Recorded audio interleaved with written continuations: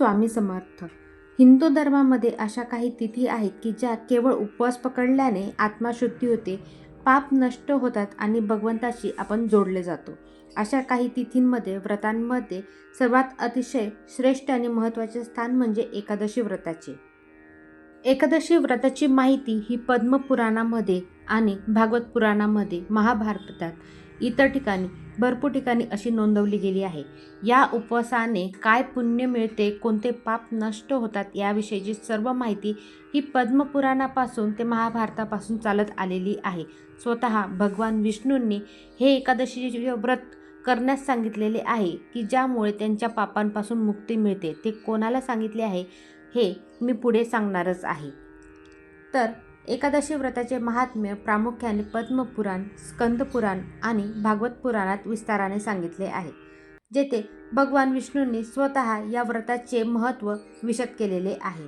तसेच महाभारतामध्ये श्रीकृष्णांनी धर्मराजाला एकादशी व्रताचे महत्त्व पटवून दिले होते. प्रत्येक एकादशीला विष्णू पुराणातील कथा वाचण्याची परंपरा आहे, जी आता उद्या परवा एकादशी पडत आहे, जया एकादशी. त्या एकादशीला विष्णू पुराणातील कथा वाचण्याची परंपरा आहे. ती कथा तुम्ही नक्की वाचावी, नाहीतर यूट्यूबवरती लावून द्यावी. एकादशीविषयी माहिती सांगणारे ग्रंथांमध्ये काय सांगितलेले आहे ऐका. पद्मपुराण यामध्ये देवशयनी आषाढीसह सर्व एकादशींचे उपाय आणि फलश्रुती दिलेली आहे. पद्मपुराणामध्ये आपण जे एकादशीला उपाय, तोडगे असं करत असतो ते सर्व काही पद्मपुराणामध्ये दिलेले आहेत. त्यामुळे यावर डोळे बंद करून तुम्ही विश्वास ठेवू शकता, कारण हे पूर्वपार चालत आलेले आहे. असं नाही की आता कोणी नवीन आलेलं आहे आणि ते नवीन उपाय, तोडगे सांगत आहे, नाही. तर हे पद्मपुराणापासून आलेले आहे, जे एकादशीचे उपाय आणि फलश्रुती सांगितलेली आहे. नंतर महाभारतामध्ये भगवान श्रीकृष्णांनी धर्मराजाला गोवध दोषाच्या नाशासाठी एकादशी व्रत करण्यास सांगितले होते. धर्मराज म्हणजेच युधिष्ठिर, पांडवांचे सर्वात मोठे भाऊ, त्यांच्याकडून धृतराष्ट्र म्हणजेच त्यांचे काका, त्यांचे हे 100 पुत्र यांचा नाश झालेला असतो. म्हणजेच त्यांच्यावरती वंश नाशाचा दोष लागलेला असतो. त्यावेळेस सुद्धा भगवान विष्णूंनी त्यांना एकादशी व्रत करण्याचे सांगितले आहे. त्यामुळे या व्रतामुळे त्यांना वंश नाशापासून मुक्ती मिळणार होती. त्यामुळे एकादशी व्रताला अनन्यसाधारण असे महत्त्व आहे. भागवत पुराणामध्ये असे सांगितले आहे, भगवान विष्णूंची तिथी म्हणून एकादशीचे वर्णन त्यात प्रामुख्याने पाळले जाते. म्हणून या दिवशी भगवान विष्णूंची जेवढी जास्त सेवा करता येईल तेवढ्या तुम्ही त्या दिवशी करावे. भगवान विष्णूंची आरती, एखाद्या मंदिरात जाऊन दर्शन घेणे, विष्णू सहस्रनाम वाचणे किंवा भगवान विष्णूचे विविध मंत्र आहेत ते मंत्र म्हणावे. एक मंत्र अतिशय साधा आणि सोपा आहे, ओम नमो भगवते वासुदेवाय हा मंत्र आहे. हा मंत्र म्हणावा किंवा भगवान विष्णूचे विष्णू गायत्री मंत्र म्हणावा. ओम नमो भगवते वासुदेवाय धीमहि तन्नो विष्णू प्रचोदयात हा गायत्री मंत्र आहे. विष्णू गायत्री मंत्र हा म्हणावा. स्कंद पुराणामध्ये एकादशी व्रत कथा आणि त्यांची शास्त्रीय नियमांचे उल्लेख दिलेले आहे. म्हणजे एकादशीचे व्रताची कथा वाचायची, त्याचे कोणते कोणते नियम आहे हे सर्व स्कंद पुराणामध्ये सांगितलेले आहे. वर्षातून 24 एकादशी येत असतात. ज्या वर्षी एक अधिक मास पडतो त्या वर्षी एकादशी ही 26 असतात. म्हणजे वर्षातून 24 एकादशी अधिक मास धरून 26 एकादशी येत असतात. हे व्रत पापमुक्ती, मनोकामनापूर्ती आणि विष्णू कृपेसाठी केले जाते. विष्णू कृपा झाली म्हणजे आपोआप लक्ष्मी मातेची कृपा आपल्यावर होते व आपली घरात भरभराट होते, आर्थिक समस्या दूर होतात. एकादशी ज्या दिवशी भगवान विष्णूंची पूजा आणि उपवास केला जातो.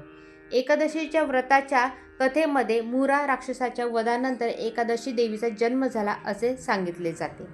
शास्त्रानुसार एकादशीमुळे घरात धनधान्यांची भरभराट होते, आर्थिक समस्या दूर होतात, अनेक अशा समस्यांपासून मुक्ती मिळते, अन्नातील तामसिकता वाढते. त्यामुळे अन्नधान्य त्याग केला जातो, म्हणजेच उपवास केला जातो.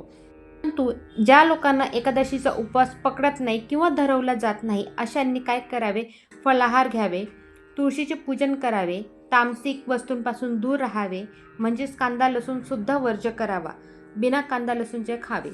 विष्णू सहस्रनाम किंवा हरिपाठ करावा, हेही शास्त्र मान्य आहे. शास्त्रांनी मानलेले, पुराणांनी सांगितलेले आणि पिढ्यानपिढ्या चालत आलेले हे व्रत आजही तितकेच प्रभावी आहे. त्यामुळे सर्वांनी आवर्जून एकादशीचे व्रत करावे, भगवान विष्णूंची अनन्य अशी सेवा करावी. बघूया एकादशीला काय करावे.